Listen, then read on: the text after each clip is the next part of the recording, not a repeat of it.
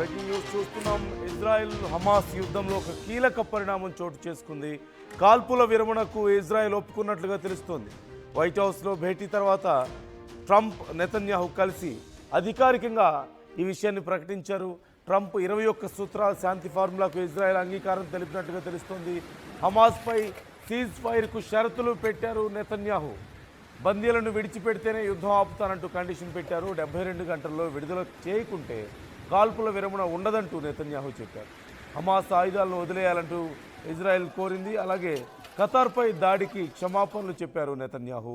హమాస్ను సంప్రదించకుండానే Trump కాల్పుల విరమణ ప్రతిపాదన మరోవైపు కాల్పుల విరమణ ప్రతిపాదనకు సంబంధించి ఆయన చర్చించినట్లుగా తెలుస్తోంది. హమాస్ అంగీకరించుకుంటే అంతం చేస్తామంటూ ఇజ్రాయెల్ వార్నింగ్ కూడా ఇచ్చింది. గాజాపై ట్రంప్ ప్లాన్ను స్వాగతించారు మోదీ. ఇక దీర్ఘకాలిక శాంతికి ఇదే మార్గం అంటూ భారత ప్రధాని కూడా రెస్పాండ్ అయినట్లుగా తెలుస్తోంది. ఈ విషయం ఇప్పుడు సంచలనంగా మారింది.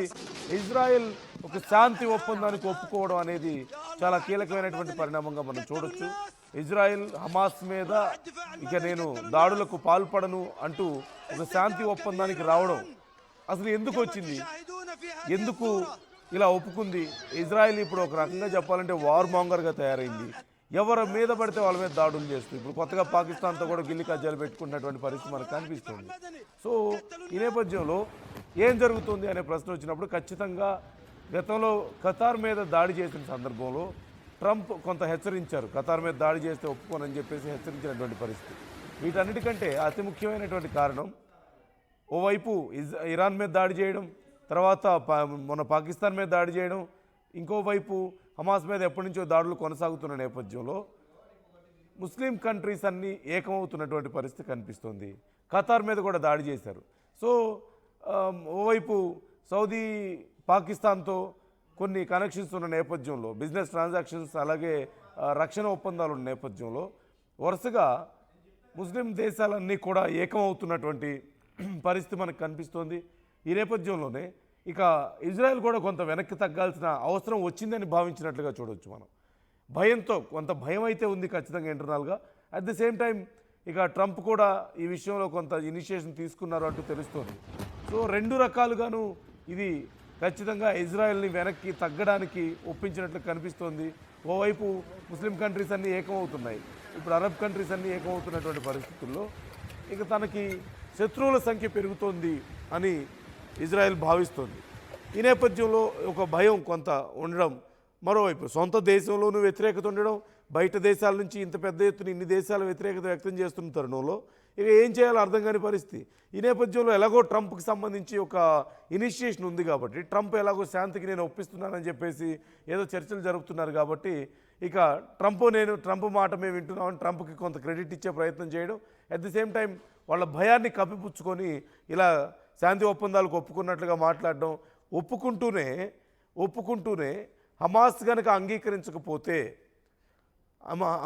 అంగీకరించకపోతే ఈ కాల్పుల విరమణకి హమాస్ని మళ్ళీ మేము లేపేస్తామని చెప్పి మాట్లాడడం, హమాస్తో చర్చించకుండానే ట్రంప్ అలాగే ఇటు అమెరికా ఇజ్రాయెల్ వీళ్ళు చర్చించుకొని, నెతన్యాహు ట్రంప్ చర్చించుకొని వాళ్ళే నిర్ణయం తీసుకున్నారు. అంటే హమాస్ ఒప్పుకుందా లేదా అనేది పెద్ద విషయం కాదా, హమాస్కి ఇక్కడ ప్రాధాన్యత లేదా అనేది కూడా ఇక్కడ కీలకంగా మారింది.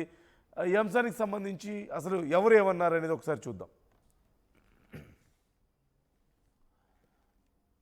All our hostages, both those who are alive and those who died, all of them will return home immediately. Hamas will be disarmed. Gaza will be demilitarized. Israel will retain security responsibility, including a security perimeter for the foreseeable future. And lastly, Gaza will have a peaceful civilian administration that is run neither by Hamas nor by the Palestinian Authority. All our hostages, both those who are alive and those who died, all of them will return home immediately. Hamas will be disarmed. Gaza will be demilitarized. Israel will retain security responsibility, including a security perimeter for the foreseeable future.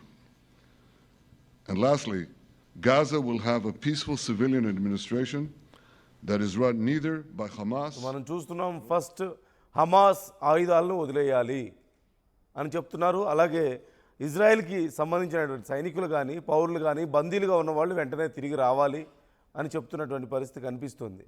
ఒకవేళ ఒప్పుకోకపోతే మేము తిరిగి మళ్ళీ మేము దాడి చేస్తామంటూ కూడా Israel హెచ్చరిస్తున్నటువంటి తీరు మనకు కనిపిస్తుంది. అంటే వన్ సైడెడ్గా కాల్పుల విరమణ అనేది రెండు సైడ్ల నుంచి ఉండాలి కదా, కానీ వన్ సైడెడ్గా మేము నిర్ణయం తీసుకున్నాం, మా నిర్ణయం అంటే మీరు దాడి చేస్తే యుద్ధాలు చేయాలి, అంటే దాడి చేసినా వాళ్ళు దాడిని భరించాలి, లేదు కాల్పుల విరమణ చేసుకున్నా దాన్ని కూడా భరించాలి. అంటే వాళ్ళకి ఏం ఉండదు, ఇంకా వాళ్ళకంటూ సొంత నిర్ణయాలు ఉండవు. ఇప్పుడు అలాగే ఉంది పరిస్థితి. మేము కాల్పుల విరమణ చేస్తున్నాం, మీరు ఒప్పుకోకపోతే మేమే దాడి చేస్తాం మళ్ళీ. ఇది ఎక్కడి గొడవ? వాళ్ళతో మాట్లాడి మీకేమైనా రూల్స్ అండ్ రెగ్యులేషన్స్ ఉన్నాయా అనేది అడగాల్సింది పోయి నిజంగా శాంతి కోసం చేస్తే ట్రంప్ అది కదా చేయాల్సింది. అలా కాకుండా ఇజ్రాయెల్ ఒప్పుకుంది కాబట్టి ఇక శాంతి, ఇజ్రాయెల్ దాడి చేస్తే అది యుద్ధం. ఇదేనా పద్ధతి? ఈ నేపథ్యంలో ట్రంప్ అసలు ఏం మాట్లాడారో ఒకసారి చూద్దాం. for the foreseeable future. So this is a big day, a beautiful day, potentially one of the great days ever in civilization. Things that have been going on for hundreds of years and thousands of years. At least we're at a minimum very, very close, and I think we're beyond very close. And I want to thank Bibi for really getting in there and doing a job. We've worked well together, as we have with many other countries, both of us, with many other countries, which is the only way this whole situation gets solved. And I'm not just talking about Gaza. Gaza is one thing, but we're talking about much beyond Gaza. The whole deal, everything getting solved. It's called peace in the Middle East. So today is a historic day for peace, and Prime Minister Netanyahu and I have just concluded an important meeting on many vital issues, including Iran, trade, the expansion of the Abraham Accords, and most importantly, we discussed how to end the war in Gaza, but it's just a part of the bigger picture, which is peace in the Middle East, and let's call it eternal peace in the Middle East. So this is far more than anybody expected, but the level of support that I've had from the nations in the Middle East and surrounding Israel and neighbors of Israel has been incredible. Every single one of them. This afternoon, after extensive consultation. It's a good day, great day, historic day అంటూ Trump చెప్తున్నారు. అంటే మానవ చరిత్రలోనే ఇది అతి గొప్ప రోజు అంటూ చెప్తున్నారు. ఆయనే ఈ శాంతి ఒప్పందాన్ని కుదిర్చానని క్రెడిట్ తీసుకునే ప్రయత్నం చేస్తున్నారు. ఇది శాంతి ఒప్పందం ఎలా అవుతుంది అనేది మరి తెలియాలి. అంటే హమాస్ను కూడా పిలిచి వాళ్ళు కూడా అంగీకరిస్తే, ఇప్పుడు ఇద్దరు కొట్టుకుంటున్నప్పుడు గొడవ పడుతున్నప్పుడు వాళ్ళిద్దరినీ కూర్చోబెట్టి ఇదిగో మీరు గొడవ పడొద్దు, ఇక ఇదిగో టర్మ్స్ అండ్ కండిషన్స్ ఇలా ఉండాలి, మీ టర్మ్స్ ఏంటి మాట్లాడుకోండి అని చెప్పాలి. అలా కాకుండా అందులో ఒకరిని పిలిచి నీ టర్మ్స్ ఏంటి ఇవా, ఓకే, అవతల వాళ్ళు ఒప్పుకుంటే శాంతి ఒప్పందం, ఒప్పుకోకపోతే వాళ్ళని వేసేద్దాం అని చెప్పి మాట్లాడితే అది శాంతి ఒప్పందం అవుతుందా? ఇదేనా పద్ధతి? మళ్ళీ ప్రపంచ మానవాళి చరిత్రలో ఇది గొప్ప రోజుగా ట్రంప్ ప్రకటించుకుంటున్నారు. తనకి తాను ఒక గొప్ప శాంతి దూతగా, భూమి మీద శాంతి నెలకొల్పడానికి వచ్చినటువంటి ఒక ఏంజల్ లాగా ఆయన ప్రమోట్ చేసుకుంటున్నటువంటి తీరు మనకు కనిపిస్తుంది. అంటే ఇప్పుడు ఏంటంటే ఇజ్రాయెల్ అలాగే ఇటు హమాస్ కూడా సపోర్ట్ చేయాలన్నమాట. నోబెల్ శాంతి బహుమతి ఇవ్వండి ట్రంప్కి, ఆయన ఉండడం వల్లే మా రెండు దేశాలు శాంతిని చేకూర్చుకోగలిగాయి, మా ప్రజల ప్రాణాలు ఆయన కాపాడారు, ఆయన లేకపోతే మా దేశాలు లేవు అని చెప్పాలా? దానికోసమేనా ఈ తపనంతా? సో మీ అభిప్రాయం ఎలా ఉంది అసలు? ఓన్లీ ఇజ్రాయెల్ అమెరికా కలిసి కూర్చొని డిస్కస్ చేసుకొని మేము నిర్ణయం తీసుకున్నాం, మీరు ఫాలో అవ్వకపోతే మీరు దొంగలంటే అది కరెక్టేనా? మీరు ఫాలో అవ్వకపోతే మిమ్మల్ని వేసేస్తాం, మేము చెప్పింది వింటే శాంతి, లేదంటే లేదు అంటే అది శాంతి ఒప్పందం అవుతుందా? ట్రంప్ చేస్తున్నటువంటి వ్యాఖ్యలను ఎలా చూడాలి? మానవ చరిత్రలోనే ఇది అది గొప్ప రోజు అంటూ ఆయన మాట్లాడతారు. ఖచ్చితంగా హింసను వదిలేయడం అనేది మంచి పరిణామమే. అనవసరమైనటువంటి హింస దేనికి ఉపయోగం ఉండదు, నష్టం తప్ప.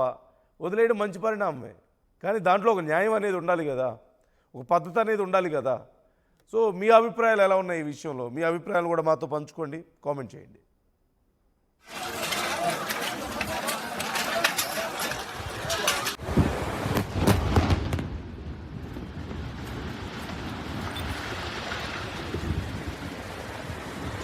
Go off.